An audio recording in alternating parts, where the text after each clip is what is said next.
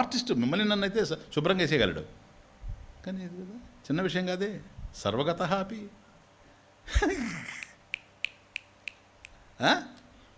సర్వగత అపి.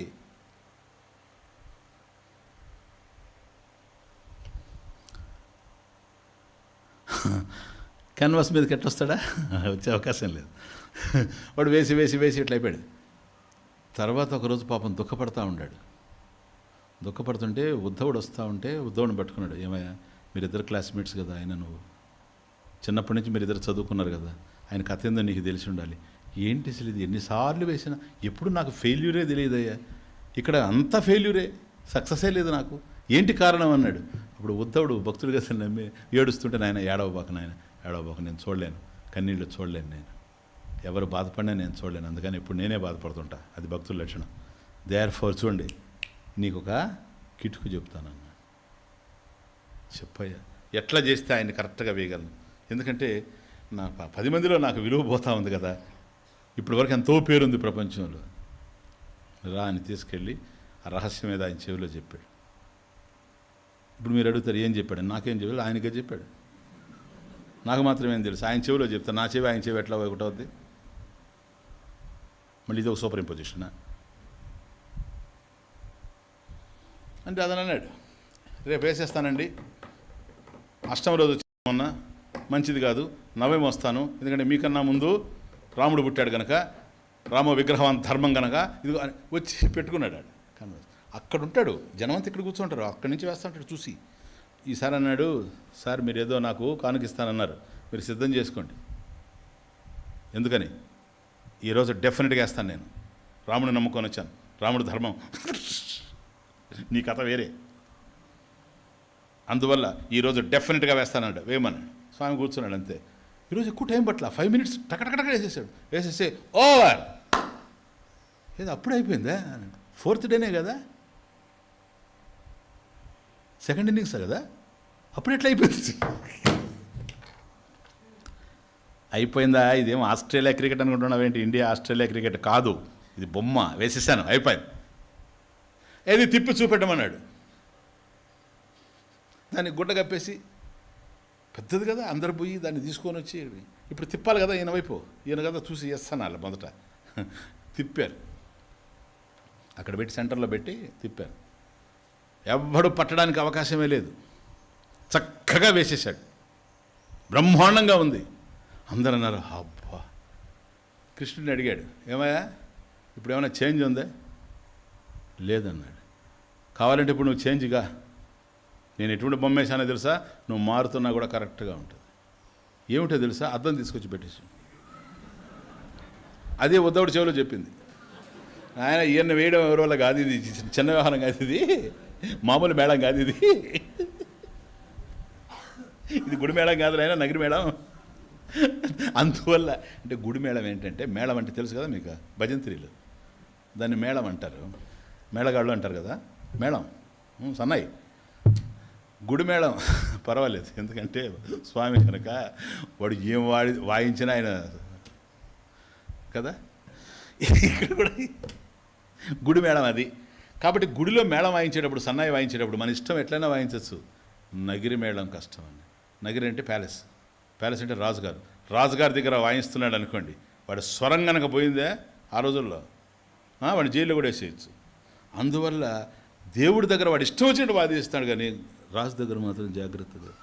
అందువల్ల అది వచ్చింది ఆ సామెత, ఇది గుడి మేళం కాదు నగిరి మేళం అని. కాబట్టి ఈయన దగ్గర వ్యవహారం ఇటు చూస్తే అద్దం పెట్టేశాడు కనుక ఇప్పుడు కేవలం స్వామి ఎట్లా ఉండడో ప్రతిబింబం అట్లాగే ఉంది అంతే. ఒకవేళ ఈయన మారాడు అనుకోండి, ఆటోమేటిక్గా అది కనపడుతుంది. కాబట్టి కృష్ణుణ్ణి ఆ రూపాన్ని, ప్రతిరూపాన్ని చూడాలి అంటే ప్రయత్నం చేస్తే కర్మ ద్వారా అది లభ్యమయ్యేటువంటిది కాదు. ఎదురుగా తీసుకొచ్చి కనుక పెట్టేస్తే అద్దం సేమ్ అదే పడిపోద్ది. ఎందుకని? అద్దం స్వచ్ఛంగా ఉంది కనుక. స్వచ్ఛేషు ప్రతిబింబవత్, స్వచ్ఛేషు ప్రతిబింబవత్. కాబట్టి స్వచ్ఛేషు అది ముఖ్యం, ప్యూర్గా ఉండాలి. ఇది చూడండి, అద్దం కూడా అంత మురికి కప్పేసి ఉన్నది అనుకోండి, అదే కదా భగవద్గీతలో చెప్పింది.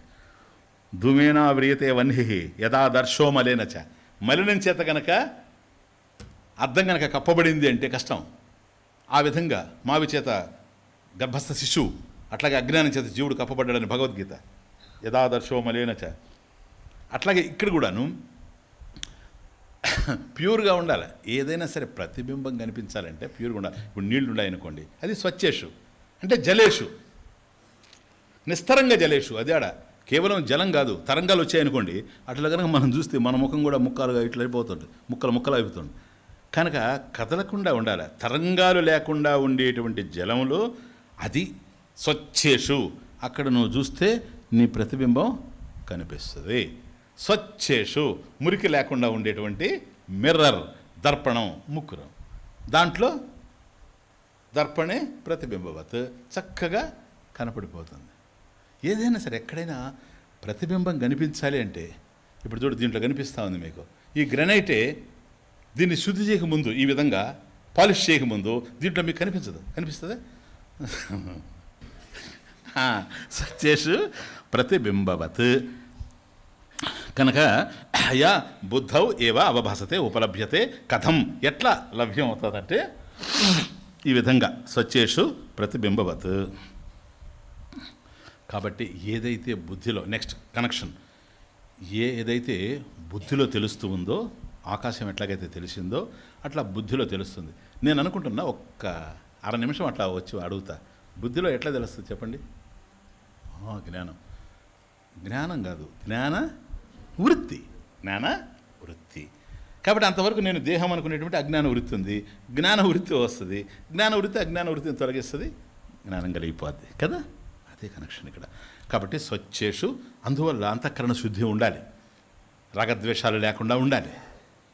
చాలా పరిశుద్ధమైనటువంటి అంతఃకరణ ఉంటేనే నన్ను అంతటా ఉండేటువంటి ఆత్మ ఎందుకు కనిపించడం లేదని అది అట్లా పక్కన పెట్టి ఇంత క్లియర్గా ఉపనిషత్తులు చెప్తున్నా ఎందుకు అర్థం కావడం లేదని వేసుకుంటే సరిపోదు. ఇది మనం వేసుకోవాల్సింది. ఎన్ని వింటున్నా కూడాను మనకి ఎందుకు జ్ఞానం రావడం లేదు అని కనుక ప్రశ్న వేస్తే దానికి కారణం ఒక్కటే, జ్ఞానం రాకపోవడానికి ప్రతిబంధకాలు ఉన్నాయి. అర్థానికి మలినం ఎట్లాగైతే ప్రతిబంధకము, రాగద్వేషాలు ఇక్కడ ప్రతిబంధకాలుగా ఉన్నాయి, అజ్ఞానం ప్రతిబంధకంగా ఉంది. కాబట్టి మనం ఏం చేయాలి? ఇప్పుడు జ్ఞానం కలగాలంటే స్వచ్ఛేషు ప్రతిబింబవత్ గనక బుద్ధౌ ఏవ ఉపలభ్యతే అవభాసతే. అందువల్ల బుద్ధిని శుద్ధి చేసుకోవాలి. చిత్తస్య శుద్ధయే కర్మ నతు వస్తుపలభ్యతే. కాబట్టి వస్తువు కోసం మనం ప్రయత్నం చేయాల్సిన అవసరం లేదు, ఆత్మ అంతటా ఉన్నటువంటిది. బుద్ధి కనుక శుద్ధి పడితే జ్ఞానం కలిగిపోతుంది. దానికోసంగా ఉపాసనలు, మనం చేసేటువంటి కర్మలు, కర్మయోగము, పూజ, జపము, ధ్యానము, ఇవన్నీ కూడాను బుద్ధిని శుద్ధి చేసుకోవడం కోసమే. అటువంటి నిర్మలమైనటువంటి బుద్ధి కనుక మనకు కనుక లభ్యమైతే, అవభాసతే, ఎక్కడ బుద్ధిలో ప్రకాశించినప్పుడు అప్పుడు ఏమవుతుంది? అది బుద్ధిలో ఉంది కదా జ్ఞానం. ఈ దేహేంద్రియ మనోబుద్ధులు ఏవైతే ఉన్నావో, అండర్స్టాండ్, నెక్స్ట్ కనెక్షన్, ఇవే పంచకోశాలు కాదు. కాబట్టి ఎప్పుడైతే బుద్ధిలో జ్ఞానం వచ్చేసిందో నాయన, ఆత్మ ఇప్పుడుండే సాక్షి అయిపోతుంది. అన్నమయ కోశానికి, ప్రాణమయ కోశానికి, మనోమయ కోశానికి, విజ్ఞానమయ కోశానికి, ఆనందమయ కోశానికి సాక్షి అయిపోతుంది. బుద్ధిలో జ్ఞానమే ఉంటుంది, దేహంలోనే ఉంటాడు, బుద్ధిలో జ్ఞానం ఉంది. ఇవన్నీ కూడా దృశ్యవర్గం, నాకు కనిపిస్తూ ఉన్నాయి. I'm the seer, they are the scene. సరేనా? అవి వాటిని నేను చూస్తున్నా. దృగేవా నతు దృశ్యతే. అది ఎక్కడ తెలుస్తుంది? బుద్ధిలో తెలుస్తుంది. హీఈస్ అ జ్ఞాని, హీఈస్ రమణ మహర్షి. ఎందుకో తెలుసా? నేను దేహం అనుకుంటాను. ఇప్పుడు మీరు కనుక వచ్చి మీకేం తెలుసుకోండి స్వామీజీ శాస్త్రం అన్నారనుకోండి, బాధపడతాను. ఎందుకో తెలుసా? మనసుతో తాదాత్మ్యం చెందుతాను కనుక. అదే రమణ మహర్షి దగ్గర పోయి నీ శాస్త్రం తెలియదు అన్నాడు అనుకోండి, అవసరం లేదు. ఎందుకంటే నేనే శాస్త్రం, నేను ఇంకో దాన్ని తెలుసుకోవాల్సిన అవసరం లేదు, నాకు అనన్యంగా రెండవది లేదు. ఈ జ్ఞానం బుద్ధిలో స్టే అవుతుంది. చాలా ఇంపార్టెంట్ థింగ్స్ అందిస్తున్నాం. మీరు ఎట్లా అర్థం చేసుకుంటున్నా నాకు తెలియడం లేదు. లైఫ్లోకి తెచ్చుకోవాల్సిన పద్ధతి ఇది. హిస్టరీ లాగా, జాగ్రఫీ లాగా నేర్చుకునే సబ్జెక్ట్ కాదు ఇది. హిస్టరీ వేరు, మనం వేరు, జాగ్రఫీ వేరు, మనం వేరు, కెమిస్ట్రీ వేరు, మనం వేరు. ఇది అది కాదు, నీ జీవితంలోకి రావాలి. ఇది వచ్చిందనుకో బుద్ధిలో జ్ఞానం ఉంటుంది. నడిచేవన్నీ కూడా నీకు దృశ్యవర్గంగానే ఉంటాయి, ఇంక్లూడింగ్ యువర్ బాడీ. దేహం కూడా అంతే, ప్రాణం అంతే, మనసు అంతే, బుద్ధి అంతే. ఎందువల్ల బుద్ధౌ ఏవ అవభాసతే ఉపలభ్యతే, జ్ఞానం వచ్చేసింది కనుక. ఇప్పుడు ఈ జ్ఞానం ఏంటో తెలుసా?